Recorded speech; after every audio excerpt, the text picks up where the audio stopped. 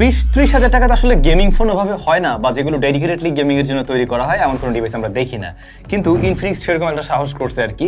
Infinix GT 30 Bangladesh মার্কেটে officially ওরা launch করছে এবং ওরা দাবি করছে এটা গেমিং ডিভাইস, মানে আপনি আপনার অল্প বাজেটেই কনসোল লাইক গেমিং এক্সপিরিয়েন্স পেয়ে যাচ্ছেন এই ডিভাইস থেকে। এটা বলার পেছনে মেইন রিজন হচ্ছে এই ফোনটাতে মোটামুটি ভালো একটা প্রসেসর রয়েছে, 5G চিপ রয়েছে, সেই সাথে গেমিং ট্রিগার রয়েছে টাচ সেনসিটিভ এই যে দুই পাশে। তো যারা কিনা ডেডিকেটেডলি একটা গেমিং ডিভাইস খুঁজছিলেন 30,000 এর মধ্যে যেটাতে একটু ট্রিগার থাকলে সুবিধা হয়, তাদের পছন্দের তালিকায় এই ফোনটা চলে আসতে পারে বেশ কয়েকটা কারণে। ফার্স্ট অফ অল ট্রিগারের কথা তো বললামই, দ্বিতীয়ত এটার লুকটা একটু গেমিং একটা ভাইব দেয় সত্যি।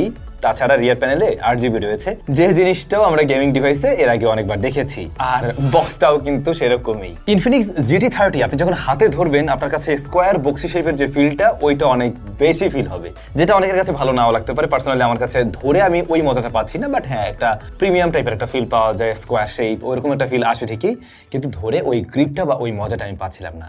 এই ফোনটার রিয়ার প্যানেলটাতে প্লাস্টিক রয়েছে আর এটা ফ্রস্টেড, তারপরেও এর উপরে বেশ ভালো রকমেরই ফিঙ্গারপ্রিন্ট বসে, একদম সুপার লেভেলের ফ্রস্টেড না, হালকা ফ্রস্টেড। তবে আপনার এর সাথে কেস ব্যবহার করলে বোধহয় ভালো হবে, অন্যথায় দেখবেন স্ক্র্যাচও পড়ছে আর বারবার এরকম স্মাচেস পড়ে গেলে জিনিসটা দেখতেও ভালো লাগবে না। সেই সাথে ক্যামেরার মডিউলটা আমরা একটু ডিফারেন্ট দেখছি। এখানে দুইটা ক্যামেরা রয়েছে, মাঝামাঝি পজিশনে একটা LED ফ্ল্যাশ লাইট রয়েছে, আয়ার ব্লাস্টার সেন্সর আছে, এখানে দুইটা স্পিকার আছে, আর এর যে হোম বাটন যেটা আর কি এইটার মাঝখানে আবার আমরা একটা গ্রিন কালারের একটা কন্ট্রাস্টে একটা ভাইব দেখছি, যেটা দেখতে কিন্তু খারাপ লাগছে না। 3.5mm হেডফোন যে একটা দিলে গেমিং ফোনের যে ফিজিক্যাল বৈশিষ্ট্য সেইটা কিন্তু একদমই ফুটে উঠতো। নিচে দিক থেকে আপনার সিম কার্ড স্লট পেয়ে যাবেন, টাইপ সি পোর্ট রয়েছে। এই তো বডি ফ্রেমও প্লাস্টিকের তৈরি। ফোনের ওজন খুব বেশি নয়, 187 গ্রাম, সুতরাং আপনি এক হাতে নিয়েও ইজিলি এটা ব্যবহার করতে পারবেন। আর এটার ডিসপ্লেকে প্রোটেকশন করছে Corning gorilla glass 7i। IP64 এর রেটিং রয়েছে। IP64 এর রেটিংটা এখনকার দিনে দাঁড়িয়ে একটু কম মনে হতে পারে অনেকের কাছেই, কারণ এই সময় দাঁড়িয়ে আমরা মানে IP রেটিং এর একটা খেলা দেখছি আর কি। যাই হোক, এই ফোনের অন্যতম আকর্ষণীয় পার্ট এর ডিসপ্লে সেকশন, যেখানে আমরা দেখতে পাই একটা অ্যামোলেড প্যানেল রয়েছে যা 144 হার্টজ হাই রিফ্রেশ রেটেড। যদিও বা সব অ্যাপের ক্ষেত্রে আপনারা 144 হার্টজ পর্যন্ত পাবেন না, মোস্টলি 120 হার্টজ 90 হার্টজেও আসে। তো ইউটিউবের ক্ষেত্রে দেখলাম এটা 90 হার্টজ পর্যন্তই যাচ্ছে, আবার গ্যালারিতেও 90 হার্টজ পর্যন্ত আসছিল। বেশ কিছু অ্যাপ 144 হার্টজ, বেশ কিছু 120 হার্টজে লক করে আর কি। আর এটার size 6.78 inch, 4500 nits pick brightness আছে। এই যে নাম্বার, এটা আমরা জানি যে নাম্বার গেমের খেলা, তবে আমরা আসলে এটা সানলাইটে দেখতে পেয়েছি, সেক্ষেত্রে কোনো ধরনের সমস্যা হয়নি, ইজিলি চালানো যাচ্ছে। 2304 PWM ডিমিং সাপোর্ট করছে এই ডিসপ্লেটা, 1.5K রেজলিউশন। তো রেজলিউশন ভালো হওয়াতে সাইজ অনুযায়ী কিন্তু যে কোনো কিছু শার্প লাগছে দেখতে। ডিসপ্লে যাদের সাইজ সেই অনুযায়ী রেজলিউশন ভালো। তাছাড়া এই ডিসপ্লের কালার রিপ্রোডাকশন খুবই ভাইব্রেন্ট, তবে ন্যাচারাল নয়। ন্যাচারাল কালার টোন আপনি এটা থেকে পাবেন না। এইখানে যে ধরনের ছবি বা ভিডিও দেখবেন, হয়তো একটা কালার একুরেট ডিসপ্লেতে দেখতে গেলে আপনার কাছে আরেকটু নিউট্রাল লাগতে পারে, এটা একটু বেশি বুস্টেড মনে হবে আর কি। যদিও বা এই ধরনের ডিসপ্লেতে কন্টেন্ট দেখে মজা পাওয়া যায়। তো এই ফোনের ডিসপ্লে থেকে বেশ ইমার্সিভ একটা ভিউ পাওয়া যাবে, কারণ চিন বেজেল ন্যারো, সেই সাথে যে পাঁচল কাটআউটটা রয়েছে সেটাও বেশ ক্লিনই লাগছে, খুব বেশি বড় না আর একদম ছোটও না। লোয়ার চিনটা তুলনামূলকভাবে একটু মোটা, যে কারণে একদমই সিমেট্রিক্যাল হয়নি, বাট তাও এই ডিসপ্লেটা দেখতে ভালো লাগছে আর কি। সো ডিসপ্লে ওয়াইজ আমার মনে হয় না কোনো ধরনের কমপ্লেইন থাকবে আপনাদের, বাট পারফরমেন্সের কি অবস্থা, যে কারণে হয়তো বা এই স্মার্টফোনটা কিনবেন, যেহেতু এটা একটা গেমিং ডিভাইস বলেও দাবি করা হচ্ছে এক প্রকার। মিডিয়াটেক ডাইমেনসিটি 7400 রয়েছে এখানে, যেটা একটা 5G চিপ, এবং UFS 2.2 রয়েছে স্টোরেজ। আর এই ফোনটা পাওয়া যায় দুইটা ভ্যারিয়েন্টে, 8128 8 256GB। সেই সাথে আলাদা করে কোনো মেমোরি কার্ড ব্যবহার করার সুযোগ করা দেয়নি, যেটা দিলে আসলে কাজের হতো, যেটা দেওয়া অবশ্যই উচিত ছিল। এই ফোনের যে দামটা কি আমি বলছিলাম, মনে হয় বলি নেই। এই ফোনটার দাম হচ্ছে 30,999 টাকা। আমার এক্সপেকটেশন ছিল এই ফোনটা আন্ডার 30K হবে, আন্ডার 30K হলে পরে ডিলটা জোস হইতো। 31,000 টাকা একটু বেশি লাগছে আমার কাছে। ইনফিনিক্স এই জায়গায় একটু খেলা দেখাই দিতে পারতো আসলে, বাট হ্যাঁ, MediaTek Dimensity 7400 as a official device definitely সেই প্রাইস পয়েন্টও খারাপ বলা যায় না, কারণ এর সাথে বেটার চিপ আমরা এক্সিস্ট করতে দেখি না অফিসিয়ালি, খুব একটা না নাই। সো ওইখানে কমপ্লেন করছি না, বাট স্টোরেজ টাইপটা এই বাজেটে এসে একটু অনেকের কাছে কমতি লাগতে পারে 2.2 হওয়ার কারণে। রান করছে অ্যান্ড্রয়েড 15-এ এবং 2 বছরের ওরা মেজর আপডেট দেবে, মানে দুইটা মেজর আপডেট পাবেন এই ফোনে, আর XOS 15 রয়েছে। গেমিং ফোনে কুলিং সিস্টেম ভালো থাকা উচিত, এই দেখেন লাইট জ্বলে কি সুন্দর। আবার গেমিং ফোনে কুলিং সিস্টেম ভালো থাকা উচিত, 3D VCC কুলিং সিস্টেম ওরা এখানে ব্যবহার করছে। এবং সত্যি বলতে গেমিং টাইমে এই ফোনটা হালকা ওয়ার্ম হলেও সেটা মানে ছড়িয়ে যায়, বোঝা যায়, এবং যে কারণে খুব একটা সময় আসলে মানে গরম হয়ে থাকেও না, আর অতিরিক্ত হিট জেনারেট করতে দেখিনি। ওরা আবার কিন্তু অফিসিয়ালি ওই যে ফ্রি ফায়ারের সাথে কোলাবোরেশন করছে, এবং এই ফোনটার মানে টার্গেটেড কাস্টমার বলতে পারেন ফ্রি ফায়ার লাভাররাই, তাদের কাছে এই জিনিসটা খুব মজা লাগবে, কারণ ফ্রি ফায়ারেও দুর্দান্ত রেজাল্ট দিচ্ছিল। একদম ম্যাক্স সেটিংসে 120 FPS আপনি মোটামুটি একদম স্টেবলভাবেই পেয়ে যাচ্ছেন, এবং লং টার্ম গেমিংও আমরা দেখছিলাম ফোনটা ওভারহিট হচ্ছে না, হালকা ওয়ার্ম হয়, বাট সেটা খুবই ন্যাচারাল একটা প্রসেস ছিল, মানে সেটাকে ওই আপনি 38-39-এর নিচেই পাবেন। সো এটা খুব একটা গরমের পর্যায়ে পড়ে না, এবং আমরা থার্মাল থ্রোটল করতে দেখিনি। ফ্রি ফায়ারে সত্যি বেশ ভালো রেজাল্ট দিচ্ছিল, আমরা লং একটা টাইমই ফ্রি ফায়ারেতে ট্রাই করে দেখছিলাম। ইভেন এই যে ট্রিগারের সাথে একবার যদি অভ্যস্ত হয়ে যান, আরও বেশি আপনি মানে এটা কন্ট্রোলটা এক একজনের হাতে থাকে, তারপরও আই গেস যে এটাতে আরও বেশি মজা লাগার কথা, ম্যাক্সিমাম মানুষই সেটা বলে। ফ্রি ফায়ারের পর আমরা পাবজিও ট্রাই করি, এবং সেখানে কিন্তু 90 FPS পর্যন্ত পেয়েছি এই ডিভাইসটাতে।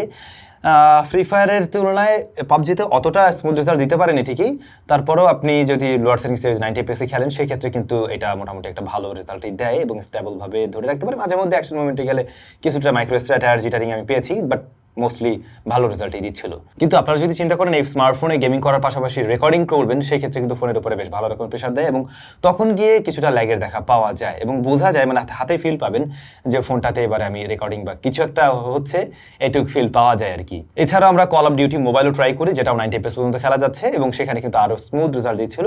ইভেন ফ্রি ফায়ারের মতোই স্মুথ একটা রেজাল্ট পাচ্ছিলাম এখান থেকে। রেগুলার কাজবাজ এই স্মার্টফোন দিয়ে ঠিকভাবে করা যাচ্ছে। আমরা ওদের ইউআই এর মাঝে বেশ কিছু ব্লোটওয়্যার পেয়েছি, আর এগুলা যদি প্রয়োজন না হয় আপনি আনইনস্টল করে নেবেন অবশ্যই, সেক্ষেত্রে ক্লিন ভাবে পাবেন, কারণ বেশ পরিমাণে এখানে আসলে ব্লোটওয়্যার আছে। আর সেগুলো ক্লিন করে নিলে র্যামটা আর একটু মানে বেটার সাপোর্ট হতে দেবে। কিছু কিছু অ্যাপ আছে যেগুলো ব্যাকগ্রাউন্ডেও রান করে। বাই দ্য ওয়ে, এই ফোনটাতে 12 জিবির একটা ভ্যারিয়েন্ট থাকলে ভালো হতো, 12/256। সেক্ষেত্রে মানে যেহেতু একটু পারফরমেন্স সেন্সিটিভ টাইপের ডিভাইস তৈরি করা ট্রাই করছে, র্যামটা একটু বাড়তি সুবিধা নিশ্চয়ই দিত। তাছাড়া রেগুলার ইউসেজে যেটা বলছিলাম, অ্যাপ ওপেন ক্লোজ টাইম কিন্তু বেশ ফাস্টার, একটা মোটামুটি মিড রেঞ্জ প্রাইস পয়েন্টের ফোনের মতোই রেজাল্ট দিতে পারছে। তাছাড়া মাল্টিটাস্কিংয়ে আপনি যদি 6-7টা অ্যাপ্লিকেশন নিয়ে কাজ করেন, ছোট অ্যাপ্লিকেশন হয়, কিছু সময় রেখে কাজ করতে পারবেন, সেক্ষেত্রে ব্যাকগ্রাউন্ড থেকে ওগুলো ক্র্যাশ করছে না। আর ডে টু ডে লাইফের ইউজেসে এই ফোনটা আমরা ওভারহিটে দেখিনি। যতটুকু মূলত গরম হয় এই যে এই প্রশ্নটাতেই আর কি। প্রবাদ আছে, গেমিং ফোন সেটা দামি হোক বা কম দামি হোক, সেটার ক্যামেরা সিস্টেমটা তত দারুণ হয় না, কারণ ফোনগুলোর বা ব্র্যান্ডগুলো মূলত ফোকাস দেওয়া ট্রাই করে আসলে পারফরমেন্সে।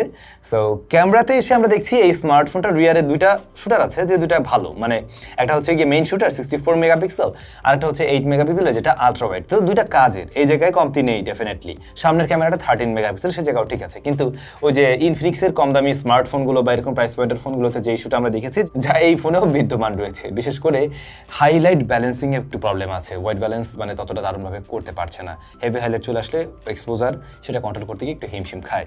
সেই সাথে কালারটা একটু বুস্টেড গ্রিন কালার বিশেষ করে পাঞ্চি করে প্রেজেন্ট করছে। আপনারা লো লাইটের দিকে একটু সফটনেস লক্ষ্য করবেন, এটা আরও বেশি ওয়েল ডিটেলডে আসা উচিত বলে আমি মনে করি যে প্রাইস পয়েন্টের ফোন সেই জায়গা থেকে। আর হ্যাঁ, লো লাইটে ওটি কিন্তু বেশ ভালো রকমেরই কন্ট্রাস্টই হয়, যদিও বা সেই ছবিগুলো দেখতে অবশ্য ভালো লাগে, এর স্ক্রিনে আরও বেশি ভালো লাগে আর কি দেখতে। পোর্ট্রেট মোডে আপনারা 1x and 2x পর্যন্ত ছবি তুলতে পারবেন। 2x এর ছবিগুলো দেখতেও তো ভালো লাগে, বাট একটু সফট মনে হয় বেশি। স্কিন বিশেষ করে কালার টোনটা এখানে শিফট করে একটু ফর্সার দিকে নিয়ে নেয়, যা অনেকের কাছেই পছন্দের তালিকা থাকে, বাট 1x এর ছবি আমার কাছে ততটা ভালো লাগেনি, ব্যাকগ্রাউন্ড ব্রাইটনেস বরং ওখানে একটু আর্টিফিশিয়াল লাগে। অন্যদিকে আলট্রা ওয়াইড শুটারটা প্রপার লাইটিং কন্ডিশনে ভালো ছবি দিবে। আপনারা এরকম আলট্রা ওয়াইড এর আগে 25-26 হাজার টাকা একসময় পেয়েছেন, এখন পাচ্ছেন না, ওই রেজাল্টই দেয় ধরতে পারেন। ফ্রন্ট ফেসিং ক্যামেরাটা আবার মোটামুটি ভালোই রেজাল্ট দেয়, যারা সেলফি লাভার আছেন মোটামুটি সন্তুষ্ট হবেন, তবে কালারটা কিন্তু একটু ওয়ার্মের দিকে নিয়ে প্রেজেন্ট করছে এখানে। আর আউটডোরে ডিটেল ভালো পেলেও ইনডোরের দিকে ডিটেল অনেকটাই কম। তাছাড়া কর্নার এরিয়াগুলোতেও একটু গ্রেনের দেখা পাওয়া যায়, যদি কিনা আলোর স্বল্পতা থাকে। বাট ভাই, এই ফোনের বোথ সাইডের ক্যামেরা ভিডিও রেকর্ড করতে পারে 4K 30 FPS এ, তো এই বিষয়টা অনেকের কাছেই কাজে লাগবে। স্ট্যাবিলিটি ততটা দারুণ নয়, কিন্তু 4K বোথ সাইডে আছে, এটা কাজে লাগাতে পারবেন। চলেন আমরা একটু front facing camera video record করে দেখি। এই হচ্ছে ফ্রন্ট ফেসিং ক্যামেরার ভিডিও স্যাম্পল, যেখানে 4K 30 FPS এ রেকর্ড হচ্ছে। যে আমাকে খুব সুন্দর ফর্সা বানাই ফেলছে আর কি বোঝা যায়, বাট ব্যাকগ্রাউন্ডের ওই লাইটটাও মোটামুটি ভালোভাবে ব্যালেন্স করছে। উপরে একটা লাইট আছে, এই অবস্থায় আমার ফেস যেমনটা দেখছেন ওইটা একটু ওভারব্লোন করে, বাট ফেসকে প্রায়োরিটি দেওয়া হচ্ছে বোঝা যায়। আর কালারটা একটু বেশি পপ আপ টাইপের।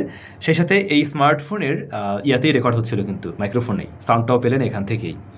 তো চাইলে আর কি কাজ চালাতে পারবেন এটা দিয়ে। আউটডোরে এটার ভিডিও কোয়ালিটি আরেকটু বেটার আসে। ক্যামেরাটা পারফরমেন্সের মতো টপ লেভেলে পাননি, এখানে একটু আপনাকে ছাড়তে হচ্ছে আর কি। এই স্টেরিও স্পিকার আছে, এটার কোয়ালিটি ভালো, এবং দুই সাইড থেকে সাউন্ড আসতে গেমিং এর সময় কিন্তু এটা একটা এক্সট্রা মজা দিচ্ছিল। সেই সাথে সাউন্ড কোয়ালিটিও ভালো, একদম সুপার বেস্টেজ না থাকলেও বেশ লাউড অ্যান্ড ক্লিয়ার সাউন্ড দিতে পারে। আন্ডার ডিসপ্লে ফিঙ্গারপ্রিন্ট স্ক্যানার রয়েছে, এবং এটার পজিশন একটু নিচ দিকে লাগবে ফার্স্টের দিকে, ইউজ টু হয়ে গেলে আর প্যারা নাই। এটা ফাস্ট, মোটামুটি একুরেট। 5500 mAh এর ব্যাটারি, এই জিনিসটা একটু কম লাগে। এখনকার দিনে তো আমরা 6000+ দেখে অভ্যস্ত, সেই জায়গায় এটা একটু কম মনে হচ্ছে। স্ট্যান্ডার্ডের নিচেই বলবো আমি, স্ট্যান্ডার্ড এখন 6000 হয়ে গেছে। 45 ওয়াটের চার্জিং সিস্টেমটা আবার ভালো, বাট এটাতে কিন্তু ওয়্যারলেস চার্জিং সিস্টেমটা নেই। যে জিনিসটা থাকলে আরেকটু আরেকটু মানে ওই কম দামে হালকা ফ্ল্যাগশিপ লেভেলের যে ভাইবটা দেওয়ার চেষ্টা করছে ওইটা আরেকটু বেটার ভাবে দিতে পারতো আর কি। তারপরেও 5500 mAh জন্য 45 ওয়াট ওকে, এটা ওকে, মানে টোটাল প্যাকেজটাকে আমি ওকে হিসেবে ধরে নিচ্ছি। এছাড়া নেটওয়ার্ক প্রিসিশন ঠিক আছে, সব ধরনের কানেকশনে ঠিকভাবে কাজ করছে এবং বাংলাদেশে অলরেডি যেহেতু 5G চলে এসছে, সুতরাং আপনার এই 5G ফোনটা কিন্তু ফিউচার প্রুফ, সে জায়গাটা বলাই যেতে পারে। দেখুন এই ফোনটা মূলত তাদেরকেই টার্গেট করেছে যারা কিনা আপনারা একটা 5G ফোন এবং এই প্রাইস পয়েন্টের মধ্যে 30,000 আশেপাশে আপনি একটু গেমিং করবেন, এই ধরনের একটু গেমিং ফিচার থাকলে সুবিধা হয় সেরকম কোনো ফোন কিনবেন, তাদেরকে টার্গেট করে এসছে। ইভেন এটাতে কিন্তু যে গেমিং মোড রয়েছে, এআই গেম, বুস্ট টুস্ট, এই বিষয়গুলো আছে যেগুলো আমরা ইনফিনিক্সের এর আগের ফোনগুলোতেও দেখেছি, যে কারণে আমি ওইটা নিয়ে আর কথা বলতে গেলাম না। সো মূলত টার্গেট করেছে তাদেরকেই। এখন এইটার টার্গেটেড কাস্টমার কারা নিশ্চয়ই আপনি বুঝে ফেলছেন। আপনি যদি একজন গেম লাভার হয়ে থাকেন এবং এই প্রাইস পয়েন্টের মতোই একটা গেমিং রেজাল্ট চান, বাট বাড়তি যে ট্রিগার থাকলো, কন্ট্রোলিং একটু সুবিধা, একটু কুলিং সিস্টেম বেটার, তারা অবশ্যই এটাকে চয়েস রাখতে পারেন। বাট একেবারে ব্যালেন্স টাইপের প্যাকেজটাকে বলা যাচ্ছে না, ক্যামেরাতে কিছুটা কমতি আছে সেই জায়গাটা। আবার এই ধরনের ডিজাইন কিন্তু সবার হাতে ভালো লাগে না, একটু ফাঙ্কি টাইপের ডিজাইন, তো এটা সবাই হয়তো পছন্দ নাও করতে পারে, সেটাও একটা বিষয়। আপনার কাছে কেমন লাগলো কমেন্ট করে জানাবেন। আর কমতির কোন জায়গা ছিল সেটা আমি শেয়ার করে দিলাম, এই বাদবাকি ডিসিশন আপনি নেবেন নিশ্চয়ই। সবাই ভালো থাকবেন, দেখা হচ্ছে নতুন ভিডিওতে। বাট ইনফিনিক্স তোমরা দামটা একটু কম রাখলে, মানে 30-এর মধ্যে রাখলে, তাহলে পরে পারফেক্ট হইতে পারতো। আইদার 12 GB র্যাম দিয়ে আসলে পরে এই দামে আমি কমপ্লেন করতাম না, এই আর কি।